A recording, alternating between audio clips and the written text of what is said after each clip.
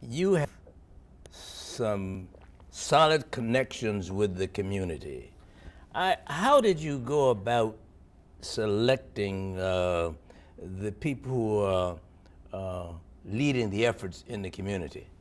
Well, we didn't select them; they selected themselves. How did that process work? Well, we started, and that's a very good question. We actually started with community partners. We started with organizations, because that's one way to begin to reach. So we worked with the Urban League, the Coalition of Black Churches, the Phyllis Wheatley Center, North Point Health and Wellness Center.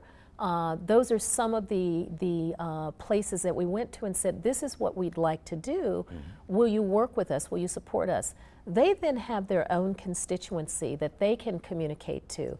We also went to the neighborhood councils. The Northside Residents Redevelopment Council, NERC, is also a member of, is one of our partners. And then we went to the city and the county as well. So this is not just university and community, but it's university, community, city, and county.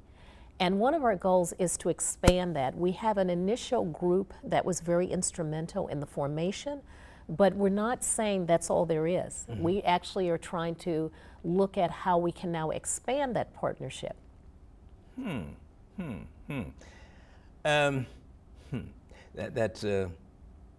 That's interesting. Do you have any plans for connecting physically with North Point? Yes, North Point is in the process of not renovating. They're actually going to tear down one of the older building that's on their property, and they're building a multi-million-dollar complex that will be state-of-the-art. One of the people who is going to be in UROC, Dr. Dante Cicchetti, who's a world-renowned child psychologist and works on developmental and mental health issues. He actually was in some ways the catalyst for this whole project being started, because it was in recruiting him that the university, one, encountered some of the opposition in the community, but at the same time also came to recognize that there were broader issues. He is going to be, he's going to start out in UROC with the training of staff, psychiatrists, psychologists, and different kinds of people. And then he's going to be moving into the renovated UROC North Point facility. The university will be leasing space for them in order for him to develop the child and family clinic. I was about to say to you is that it sounds like you have a facility that could have something to offer the entire family. Absolutely. Absolutely. Do you know of, do you have a program like this in other states? There are, across the country, there is first a coalition of urban universities that have finally come together and looked at the way in which they approach certain kinds of issues. I would say probably the program that is most known is the one at the University of Pennsylvania. The partnership is about university and community schools, so they focus specifically on education primarily, but they also have an apprenticeship program where they take youth in the community, they train them, and then they have developed relationships with some of their vendors to say, we've now trained these students or these youth, would you be willing to be one of the places where they can come for employment? And they've done that not only off campus, but also on campus. So there's some interesting models out there. I would say that often you will find University of South Florida, in fact, has a community center, outreach center that works around children, families. And so I think what makes ours interesting is that it's so diverse. It is economic development.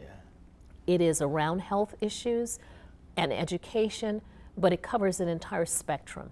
Let's talk about what it's going to cost those who come, and what might they,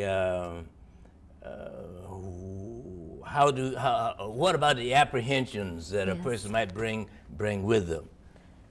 I think it's really important, and I thank you for that question, for people to understand that the function of a land-grant university to the public good We get evaluated on the degree to which we are successful in that. Now, in the past, historically, in a land grant, that public good was defined in terms of rural and agricultural communities. We're now saying that the public good is broader than that. And particularly now, if you look at the university, it's right smack in the middle of the city. Yeah. And all the demographics are saying that this is where the majority of the population are. So in effect, what we have to do is to contribute to that public good.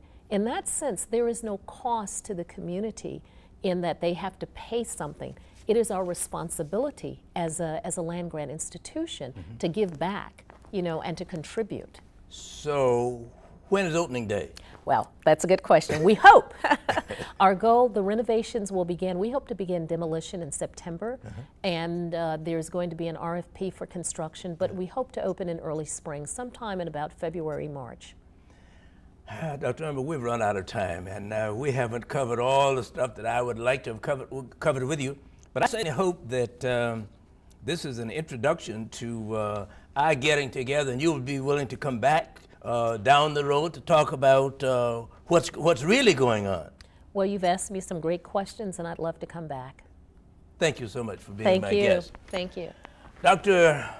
Umber McLaurin has been my guest, who is the executive director of UROC and from the University of Minnesota. Well, Indianapolis, you have a lot to look forward to. That's it. That's all for this week's edition of the Art Cunningham Show. I'm glad you joined us. Until next time, try and make yourself necessary in somebody's life. Bye-bye.